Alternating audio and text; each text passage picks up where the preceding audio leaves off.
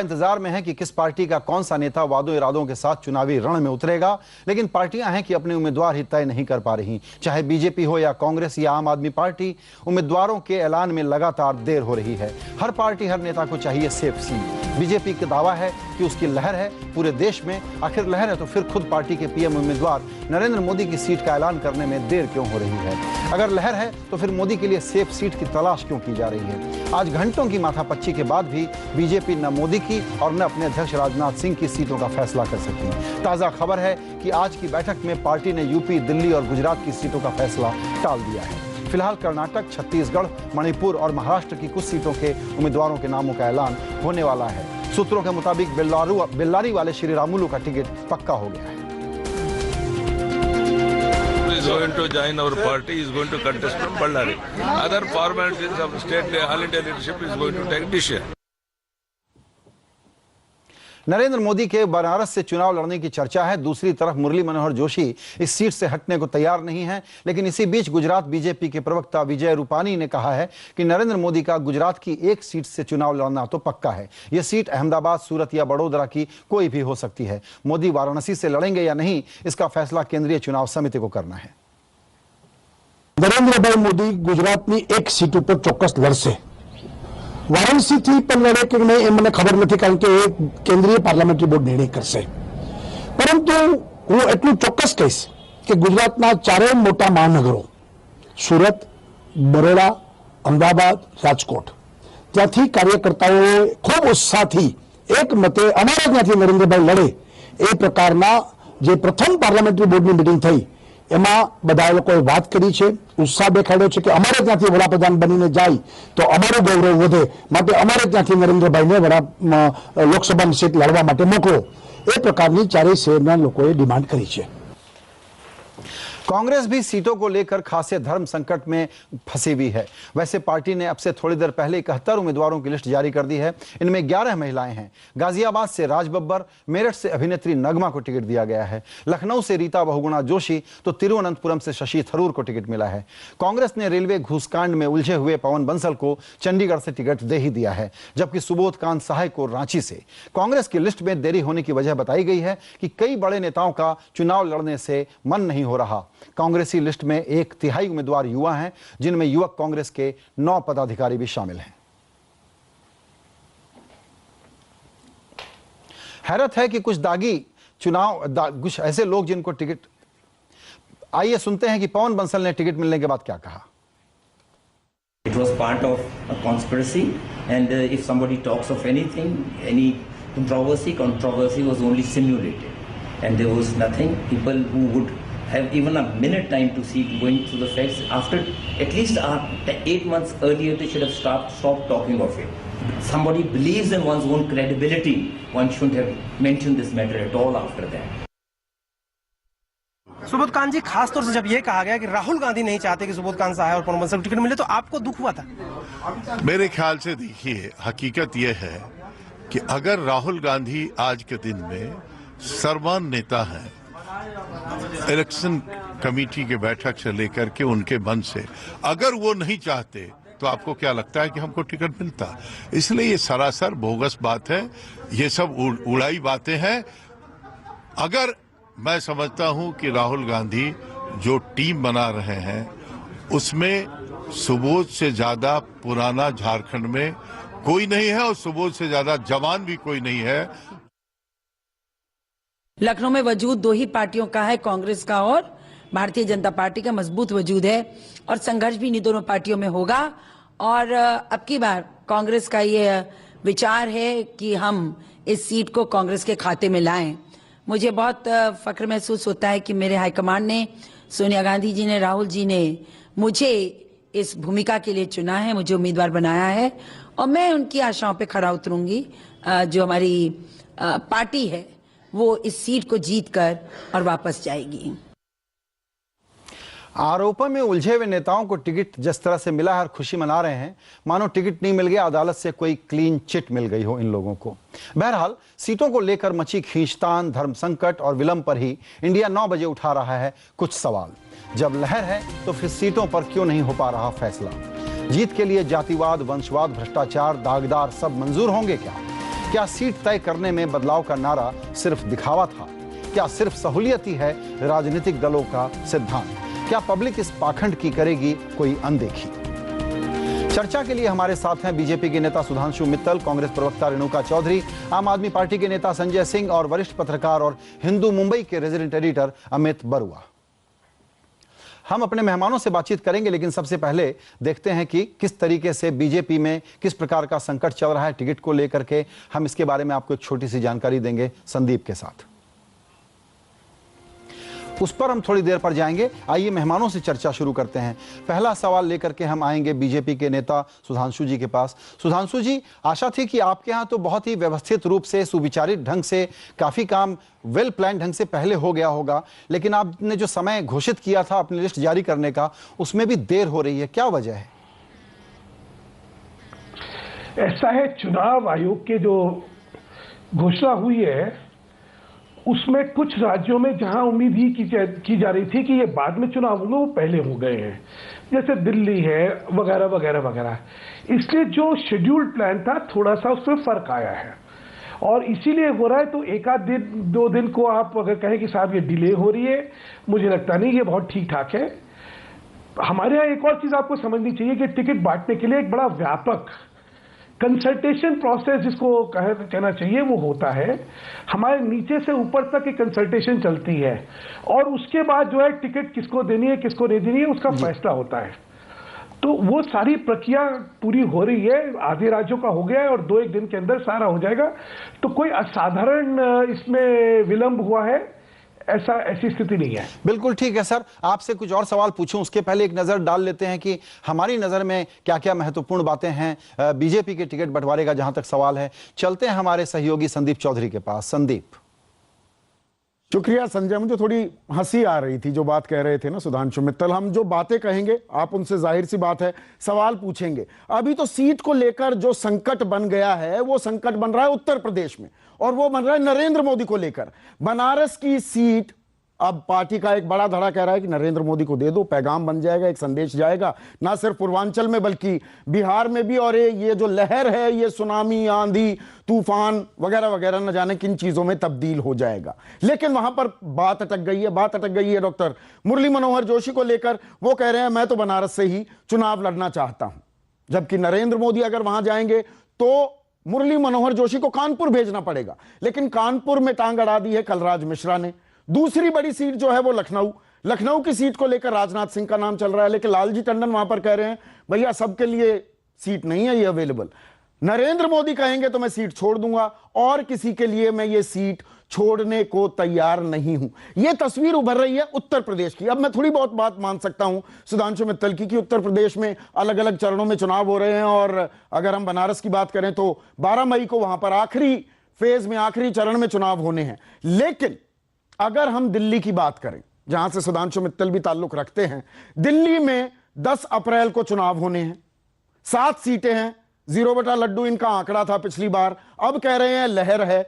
लेकिन यहां पर अभी भी उम्मीदवार क्यों नहीं ऐलान किया जा रहा है? और यहां पर बड़ा संकट है, कैंडिडेट्स का संकट है। बाहरी लोगों के नाम आ रहे हैं, उदित राज का नाम आ रहा है, एमजे अकबर का नाम एक बार फिर आ रहा है, कभी 1989 में कांग्रेस की तरफ से लड़े थे, रविशंकर प्रसाद का नाम आ रहा है। अब अगर आप बाहरियों को टिकट देंगे तो जो स्थानीय कार्यकर्ता है, लोकल लीडर्स हैं, उनके अंदर भी असंतोष फैल सकता है। अब चांदनी चौक की अगर हम बात करें, एक सीट पर ही 3-3 लोग दावेदारी ठोक रहे हैं। अब दूसरा दिलचस्प यहां पर जो सूबा है संजय, वो है हरियाणा का। हरियाणा में 10 सीटें हैं, 10 अप्रैल को ही चुनाव होना है। 10 में से एक भी सीट बीजेपी के खाते में नहीं गई थी। इस बार जाटों के नए हीरो के तौर पर उभर रहे हैं नरेंद्र मोदी, लेकिन सीट का ऐलान नहीं हो पा रहा है। अभी भी वहां पर तगड़ा तकरार है कई सीटों को लेकर। एक सीट पर सहमति बनती दिख रही है, वो गुड़गांव की सीट है। वहां पर राव इंद्रजीत सिंह हैं, पुराने राजनीतिक घराने से ताल्लुक रखते हैं, लेकिन ये आया राम गया राम राजनीति के प्रतीक हैं। ये अभी कांग्रेस से नए जुम्मा 4 दिन पहले बीजेपी के अंदर आए हैं। तो हरियाणा में जहां पर तथाकथित एक लहर है, उस लहर को बना पाएंगे या वक्त बहुत कम रह गया है, 27 दिन रह गए हैं। अब तीसरा सूबा, हम बिहार की बात करते हैं, जहां पर ताल ठोकी जा रही है। वहीं से हुंकार रैली की शुरुआत भी की थी पटना में नरेंद्र मोदी ने। अब पाटलिपुत्र की सीट फंस गई है। रामकृपाल यादव को कल बड़े तामझाम के साथ पार्टी में शामिल किया गया। वो पाटलिपुत्र को लेकर ही नाराज हुए लालू प्रसाद यादव से, वंशवाद का आरोप लगाया कि मीसा भारती को क्यों टिकट दे रहे हो। लेकिन वहां पहले ही एक और यादव है, नवल किशोर यादव है, अब वो वहां पर अपनी दावेदारी पेश कर रहे हैं। अब इसमें भी तकड़म हो सकती है, इसमें भी दिक्कतें हो सकती हैं। तो लहर के बावजूद, और हमारा ट्रैकर भी कह रहा है संजय कि बीजेपी बढ़त बना रही है, लेकिन कुछ सवाल हैं जिनके जवाब अब भी तलाशने होंगे इस पार्टी को। संजय, इसके जवाब सुधांशु जी से हम लेंगे, लेकिन उसके पहले चलते हैं बीजेपी के दफ्तर विक्रांत के पास। विक्रांत, ताजा परिस्थिति क्या है? इनकी सीटों की लिस्ट की आज जानकारी हमको मिलेगी या ऐलान कल पे टलेगा? देखिए, ऐलान कर दिया गया है पार्टी की तरफ से, लेकिन संजय, जिस तरीके से उम्मीद की जा रही थी सुबह से कि पार्टी 125 के करीब सीटें ऐलान कर सकती है, क्योंकि अब समय में चुनाव में बहुत कम समय रह गया है। आज 13 तारीख हो गई है, 10 तारीख को पहले चरण का मतदान होना है, और 10 तारीख जो पहले चरण का मतदान है वहां पर दिल्ली है, हरियाणा है, उत्तर प्रदेश का कई इलाके हैं, तो इन सब जगहों के अभी तक नाम ऐलान नहीं किए जा सके। अब 15 तारीख को दोबारा से सीईसी की बैठक होगी, जिसमें दिल्ली, हरियाणा, उत्तर प्रदेश की कुछ सीटें ऐलान की जा सकती हैं। लेकिन आज भी जो सीटें ऐलान की है उसमें से कोई ऐसी सीट नहीं थी जिस पर किसी तरह का विवाद हो या कैंडिडेट जिनमें पार्टी के ऊपर किसी तरह का दबाव हो। जो एक तरह से कहा जा रहा था कि इन पर पार्टी आराम से ऐलान कर सकती है, उन सीटों का ऐलान कर दिया गया है। लेकिन जहां पर सीटें फंस रही हैं, उत्तर प्रदेश आज चर्चा में ही नहीं था, उत्तर प्रदेश पर कोई चर्चा नहीं की गई। दिल्ली की जैसे बात बताई अभी संदीप ने, दिल्ली में पार्टी के लिए सबसे बड़ा संकट जो है वो यह है कि दिल्ली में जो दिल्ली के अपने चेहरे हैं, पार्टी के कार्यकर्ता, नेता जो यहां पर दरी और झंडे उठाते थे, वो पार्टी को चुनाव जिताने लायक नहीं लग रहे, तो बाहरी एक तरह से उम्मीदवार लाए जा रहे हैं। तो ये सब संकट दिखाई दे रहा है बीजेपी के सामने भी। जी, आइए अब हम एक बार फिर चलेंगे संदीप के पास और देखेंगे कि कांग्रेस कैंप में सीटों के बंटवारे पर क्या हाइलाइटर उनके पास है। बिल्कुल संजय, कांग्रेस में जो स्थिति है वो थोड़ी दिलचस्प है, वो थोड़ी सी मुख्तलिफ है। यहां पर लड़ाई से पहले, जंग से पहले ही बहुतेरे बड़े नाम चुनावी रण से दूर होना चाह रहे हैं। बड़े बड़े नेता हैं, मंत्री हैं, और इनमें बहुतेरों के नाम तो अब सामने आ गए हैं। पी चिदम्बरम चुनाव नहीं लड़ना चाहते हैं। अब ये बड़ी ताज्जुब की बात है, देश के वित्त मंत्री रहे हैं, बड़े मंत्री रहे हैं, वो चुनाव नहीं लड़ना चाहते। जयंती नटराजन चुनाव नहीं लड़ना चाह रही है। सचिन पायलट जैसा शख्स भी चुनाव लड़ने को तैयार नहीं है, वो अजमेर सीट अजरुद्दीन के लिए छोड़ने को तैयार हैं। अजरुद्दीन मुरादाबाद से हटना चाहते हैं। इसके अलावा और कई नाम भी हैं जो इस फेहरिस्त में शामिल है, मसलन मनीष तिवारी के। और ये सब कब हो रहा है संजय? ये हो रहा है राहुल गांधी के कहने के बावजूद ये लोग तैयार नहीं हो रहे हैं। राहुल गांधी एक नई तरह की राजनीति करना चाहते हैं, लेकिन शायद संकोच है, एक बड़े धड़े में कांग्रेस में संकोच है। और संकोच क्या, सीधी सीधी भाषा में कहूं तो ये कि हार का ठप्पा ना लग जाए, जो लगातार आप शुरुआत में कह रहे थे। सबको सेफ सीट चाहिए, और राज्यसभा के तो दरवाजे बंद हो गए। अब दिग्विजय सिंह स्मार्ट निकले, कह सकते हैं आज हम, या कुमारी शैलजा, वो तो राज्यसभा में चले गए। बाकी अब ये लोग बच गए हैं, ये जाएं तो जाएं कहां? चिदम्बरम की सीट का ऐलान अब टल गया है। और यहां पर एक और दिलचस्प बात, दाग अच्छे लगते हैं, बीजेपी को भी दाग अच्छे लग रहे हैं, और साथ ही साथ कांग्रेस को भी दाग अच्छे लग रहे हैं। दिल्ली, तमिलनाडु में तो सीटों का पेच है ही, लेकिन अगर मैं पवन कुमार बंसल की बात करूं, आज की जो बड़ी खबर है, पवन कुमार बंसल, सुबोध कांत सहाय, इनको टिकट दे दी गई है। 71 लोगों के जो नाम का ऐलान किया गया है, तो दाग भी अच्छे लगने लगे हैं। जो सुचिता की बात कर रहे थे राहुल गांधी, 6 भ्रष्टाचार विरोधी अध्यादेश लाने की बात कर रहे थे, उन लोगों को भी टिकट दिया जा रहा है। वीरप्पा मोइली को टिकट दे दिया गया। अजरुद्दीन का मैंने जिक्र कर ही दिया, मुरादाबाद से हट रहे हैं, वहां पर नूर बानो वापसी कर रही हैं इस सीट पर। राज बब्बर को गाजियाबाद से दिया जा रहा है। अब ये भी कुछ ऐसे फैसले हैं जो समझ में नहीं आते। राज बब्बर आगरा, फतेहपुर सीकरी जाया करते थे, नगमा को मेरठ से दिया जा रहा है, ये थोड़ा समझ से परे है संजय। बिल्कुल, आइए अब हम पल्लवी से एक अपडेट ले लें, फिर हम सवाल करेंगे कांग्रेस से जुड़ी हुई सीटों के बारे में रेणुका जी से। पल्लवी, आपके पास क्या अपडेट है? जहां पर हम बात करते थे कि बड़ा पावर पॉइंट प्रेजेंटेशन, बहुत सारे कंप्यूटर के एक्सेल शीट के आधार पर बहुत लंबे समय से तैयारी करने के बाद बहुत अच्छी लिस्टें आएंगी, समय पर आएंगी, बहुत पहले का वक्त दिया जाएगा ताकि कैंपेन के लिए वक्त मिल सके उम्मीदवारों को। हो पाया क्या ये सब कांग्रेसी के कैंडिडेट्स के साथ? बिल्कुल नहीं। 1 साल पहले राहुल गांधी ने ये कहा था कि 1 साल पहले हम इस बात का ऐलान करेंगे कि हमारे कैंडिडेट्स या उम्मीदवार कौन होगा, साफ छवि के उम्मीदवार लाए जाएंगे, युवाओं को और ज़्यादा मौका दिया जाएगा। लेकिन बात जीरो इन हो गई संजय जी इसी बात पे कि कितना विनेबल कैंडिडेट्स आपको मिलेगा। कहीं ना कहीं कांग्रेस को ये लगने लगा, सोनिया गांधी को भी लगने लगा कि जो राहुल गांधी कहते हैं वो शायद नहीं हो पाएगा। इस समय 10 साल सत्ता में रहने के बाद कांग्रेस के पास और कोई चारा नहीं था। उनको जोर इस बात पे दिया गया था कि विनेबल कैंडिडेट्स चाहिए, प्रिंसिपल्स की जरूरत नहीं महसूस हुई, इसलिए सुबोध खान साहब जिसके खिलाफ राहुल गांधी खुद थे उनको टिकट मिल गया, पवन कुमार बंसल जो काफी कंट्रोवर्सी में थे उनको भी टिकट मिल गया है। तो इस तरह और बहुत सारे नाम आएंगे अगले जो लिस्ट होगा, क्योंकि कांग्रेस को कहीं ना कहीं लगने लगा है कि हमें जीतना जरूरी है, कम से कम 60 या 70 सीटों पे, और अगर हम सिर्फ अपनी प्रिंसिपल्स की बात करें तो शायद ये जीत और मुश्किल हो जाएगा। जी बिल्कुल। आइए अब हम ये सवाल लेके चलते हैं। रेणुका जी आपसे पूछूंगा, सिंपल सा सवाल है, बंसल साहब को टिकट, राज बब्बर तो आपके यहाँ हॉप ऑन हॉप ऑफ की तरह से चलते हैं, आगरा से फिरोजाबाद, अब फिरोजाबाद से गाजियाबाद, ये दो उदाहरण है बताने के कि कितना जबरदस्त एडवोकेजम है आपकी पार्टी में, या आप लोग कितना एक नैरो तरीके से सोचते हैं? ये कोई नैरो तरीके नहीं, बहुत डेमोक्रेटिक तरीके से सोचते हैं।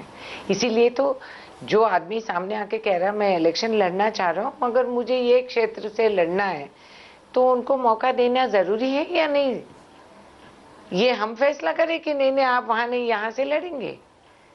आखिर आदमी लड़ता है जीतने के लिए, हारने के लिए थोड़ी ना आते हैं इलेक्शंस में। हर आदमी यही दावे से आते हैं कि हम जीत के दिखाएंगे। और आप ये तो बस बचपने की बात है कि हम कहते हैं कि इन पे दाग है, इन पे धप्पा है, हाँ मगर सबूत है जी, कन्विक्शन है जी। हम जानते हैं राजनीति के तरीके क्या होते हैं, ये कोई नई बात नहीं ये है। बात आपने इल्जाम बिल्कुल कोई भी उठा के कह देते हैं। जी आपने ठीक कहा कि राजनीति है कि लोग जी राजनीति के तरीके क्या होते हैं। रेणुका जी ये पहला कमेंट था आपके पास और हम विस्तार से चर्चा करेंगे, लेकिन एक नजर हम उन पर भी डालते हैं जो कहते हैं कि हम औरों से अलग हैं, बदलाव की राजनीति करते हैं। आम आदमी पार्टी 1 साल में करिश्माई काम किया, उनके यहाँ टिकट बंटवारे को लेकर के क्या परिस्थिति है, वहां के हाईलाइटर संदीप चौधरी के पास क्या है? संदीप। संजय आपने बिल्कुल सही कहा, दावा कुछ और करते थे, लेकिन एक पुरानी कहावत है ना कि काजर की कोठरी में कैसो ही सयानो जाए, एक लीक काजल की लागी है पे लागी है। यहां पर भी सीट का संकट हो गया है और शुरुआत किसने की है? खुद उनकी पार्टी के संयोजक, सबसे बड़े चेहरे अरविंद केजरीवाल ने। अब अरविंद केजरीवाल ये नहीं बता रहे हैं कि वो कहां से लड़ेंगे, वो कहते हैं बनारस से। मोदी आप अपना नाम की घोषणा करो, मैं वहीं से लड़ लूंगा।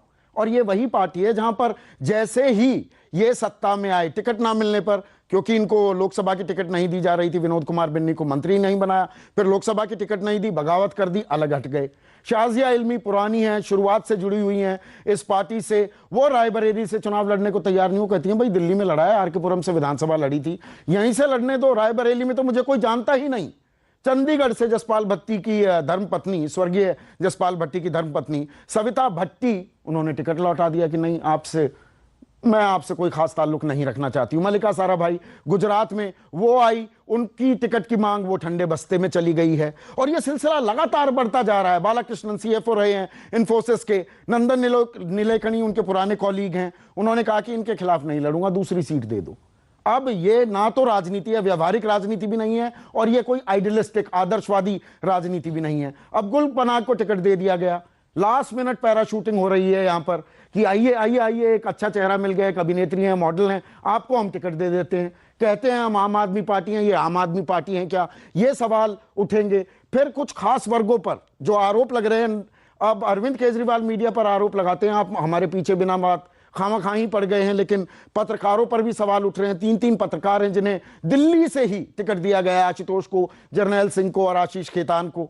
और बाहर के लोगों को टिकट देने पर स्थानीय लेवल पर भी कहीं ना कहीं असंतोष होता दिख रहा है। तो जिस आदर्शवाद, सुचिता की बात करते थे, उस कसौटी पर शायद ये भी कहीं खरा नहीं उतर रहे हैं। संजय। बिल्कुल, यहां संजय जी को शामिल करेंगे। संजय जी आपसे सवाल यह है, ये तथ्य बताए हमारे सहयोगी संदीप ने, हम आंदोलनकारी राजनीति के आधार पर, उस सरोकार के आधार पर टिकट बंटवारा होता हुआ देखना चाहते थे, लेकिन यहां एक तो सेलिब्रिटी वाली बीमारी है और दूसरे ज्यादा सुर्खियां कौन बनाएगा, उन खास आदमियों की एयर ड्रॉपिंग का सिलसिला आपकी पार्टी में बड़ा व्यापक है। क्या कहेंगे आप?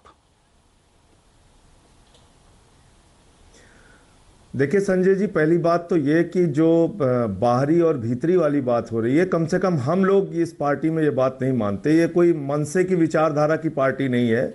इस पार्टी के अंदर कोई तमिलनाडु का भी योग्य व्यक्ति न्यू दिल्ली से चुनाव लड़ सकता है, कोई दिल्ली का व्यक्ति जाके तमिलनाडु में चुनाव लड़ सकता है। हम ये मानते बिल्कुल नहीं है कि कोई बाहरी है या कोई भीतरी है। दूसरी बात यह कि जिनकी बात आप कर रहे हैं, चाहे वो आशीष खेतान हो, चाहे वो जर्नैल सिंह हो, चाहे वो आशुतोष हो, या राजमोहन गांधी हो, या मेधा पाटकर हो, या योगेंद्र यादव हो, सबसे पहली बात यह है कि इनकी छवि कैसी है, समाज के लिए इन्होंने किया क्या है, इनका कुछ योगदान इस देश और समाज के लिए है या नहीं है। इनका चयन इनके समाज के लिए योग्यता के आधार पे, इनकी छवि के आधार पे, इन्होंने जो अपना एक पत्रकारिता जगत में भी रह के जो काम किया उसके आधार पे दिया गया है। तो हमारा जो पूरा फोकस है वो इस बात पे है कि जो आज पार्टियां चुनाव मैदान में उम्मीदवार उतार रही हैं, ए राजा फिर से उम्मीदवार बन गए जी, लालू यादव ने पत्नी और बेटी दोनों को टिकट दे दिया, रामविलास पासवान ने सूरज भान की पत्नी को टिकट दे दिया और एक माफिया को टिकट दे दिया, भारतीय जनता पार्टी ने येदुरप्पा को टिकट दे दिया, कांग्रेस पार्टी ने पवन बंसल को टिकट दे दिया। यानी जो एक राजनीति को बदलने की शुरुआत होनी थी, जो हम लोग उम्मीद कर रहे थे कि दागियों से और जो जिनकी छवि समाज में ठीक नहीं है ऐसे लोगों से इस चुनाव को बचाया जाएगा, मुझे लगता है कि वही चीज फिर दूसरी पार्टियां दोहरा रही हैं। आम आदमी पार्टी ने इस बात का विशेष रूप से ध्यान रखा और हमने ओपन भी रखा है अभी भी कि अगर हमारे द्वारा कोई एतराज आया तो आप उसको ध्यान देंगे, और उसके ऊपर कोई आरोप है, उसके ऊपर कोई भ्रष्टाचार का मामला है, उसको हम हटा लेंगे, उसको हम अपना कैंडिडेट नहीं बनाएंगे। तो मुझे लगता है कि एक संजय जी नई तरह की शुरुआत आम आदमी पार्टी, बिल्कुल नई शुरुआत का आपका दावा। संजय जी, आपसे, रेणुका जी से, सुधांशु जी से और हमारे विशेषज्ञ अमित से चर्चा जारी रहेगी। छोटा सा ब्रेक लेकर के अभी वापस आ रहे हैं। हर नेता को सेफ सीट चाहिए। बीजेपी का दावा है कि उसकी लहर पूरे देश में है। आखिर लहर है तो फिर खुद पार्टी के उम्मीदवार नरेंद्र मोदी की सीट का ऐलान करने में देर क्यों हो रही है, और लहर है तो उनके लिए सेफ सीट ढूंढने की कवायद क्यों हो रही है। यही हाल कांग्रेस का है। कांग्रेस अध्यक्ष राहुल गांधी भ्रष्टाचार के खिलाफ जंग की वकालत करते हैं, लेकिन उनकी पार्टी के जिताऊ उम्मीदवारों पर अब जोर है, इसीलिए पवन बंसल और सुबोध कांत सहाय जैसे लोगों के नाम भी इसमें आ गए हैं। आइए अब हम चर्चा को जारी करते हैं आगे। अमित माफ करिएगा, आपके पास आने में थोड़ा हमको वक्त लगा, मैं थोड़ा फॉर्मेट के अनुशासन में बंधा हुआ था। आपसे सवाल यह है, आपने जो हमने हाईलाइट किया है टिकट बंटवारे का हाल जो पार्टियों में है उसको आपके सामने रखा है। हमको लगता है कि वक्त तो बदला है, पब्लिक का मिजाज बदला है, पार्टियां अब भी नहीं समझ रही हैं और ये अपने हिसाब से गणित लगा करके, जोड़ तोड़ करके, कंप्रोमाइजेस करके, गलत काम करके, गलत से मेरा मतलब दागी उम्मीदवार हों या दादागिरी वाले उम्मीदवार हों या परिवार वाले उम्मीदवार हों, इस तरह की टिकटें बांट रही है। आप हाल में मुंबई शिफ्ट हुए हैं, मेरा ख्याल यह है कि वहां से दिल्ली की पॉलिटिक्स अब आपको ज्यादा साफ दिखती होगी। क्या कहेंगे अमित? जी बिल्कुल संजय, मुझे लगता है कि ये तमाम पार्टीज के ऊपर दबाव है।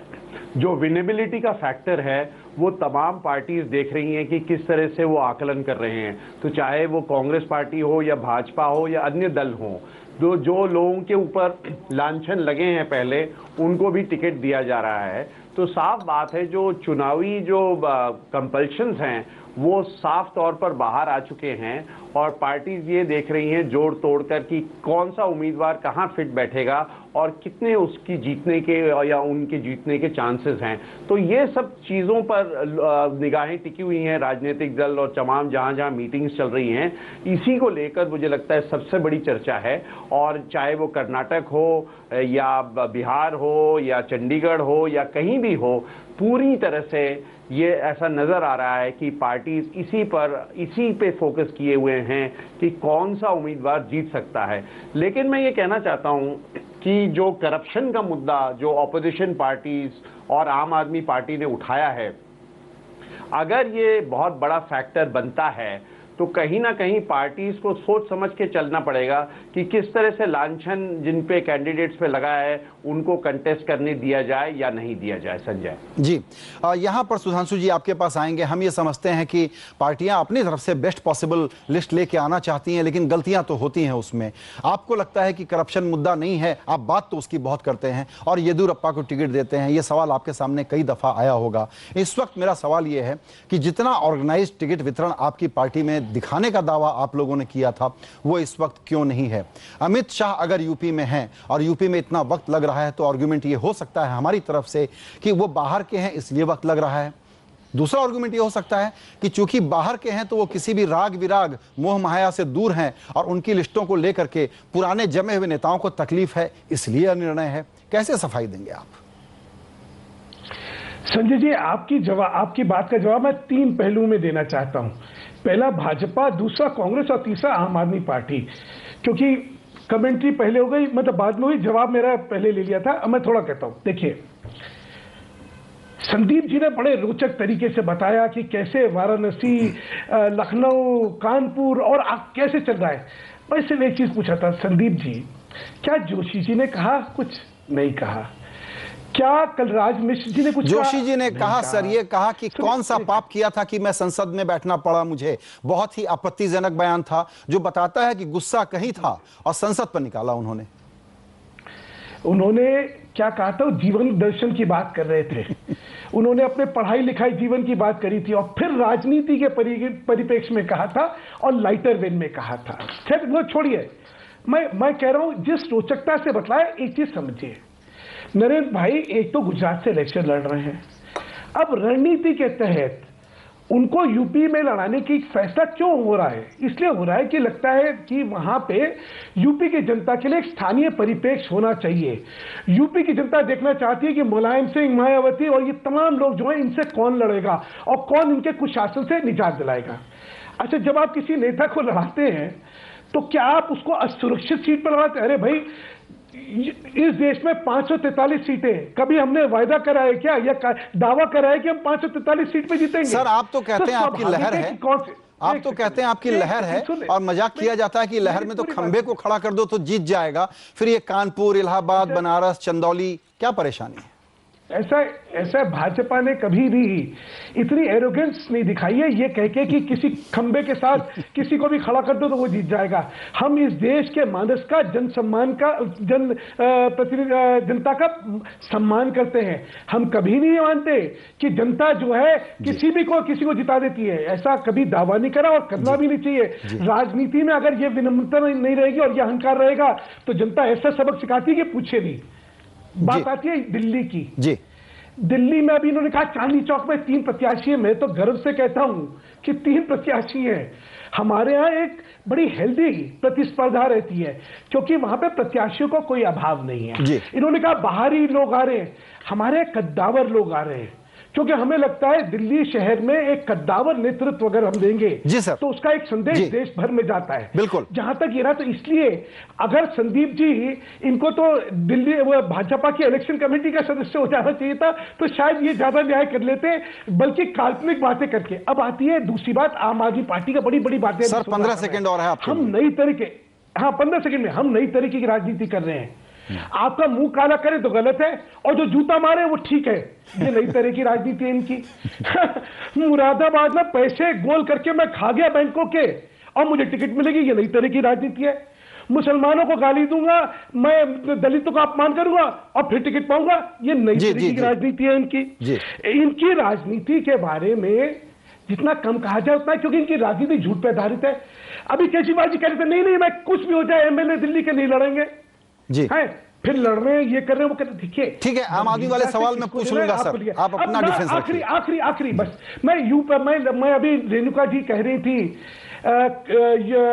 कांग्रेस की स्थिति के बारे में, मैं सिर्फ एक चीज कह के अपनी बात खत्म करूंगा कि इनके नेता कहा ना कि सब छोड़ के भाग रहे, चुनाव नहीं लड़ना चाहते जी।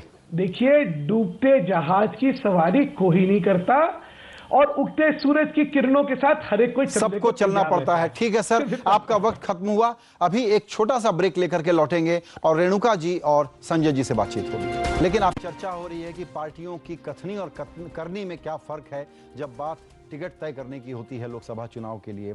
आपने तकरीर सुनी सुधांशु जी की। संजय जी, ये सवाल चूंकि पहले उन्होंने आपकी बात की थी तो आपके पास आ रहा हूं मैं।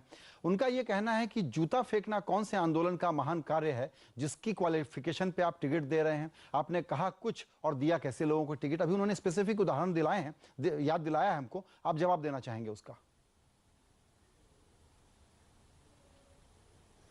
देखिए, पहली चीज तो ये कि जो जूता फेंकने का जर्नैल सिंह का आक्रोश था वो खुलेआम देश के गृह मंत्री अपने साथियों को क्लीन चिट दे रहे थे और जिस समुदाय से आते हैं जर्नैल सिंह जी, उस समुदाय के कत्लेआम किया गया था उस 1984 में।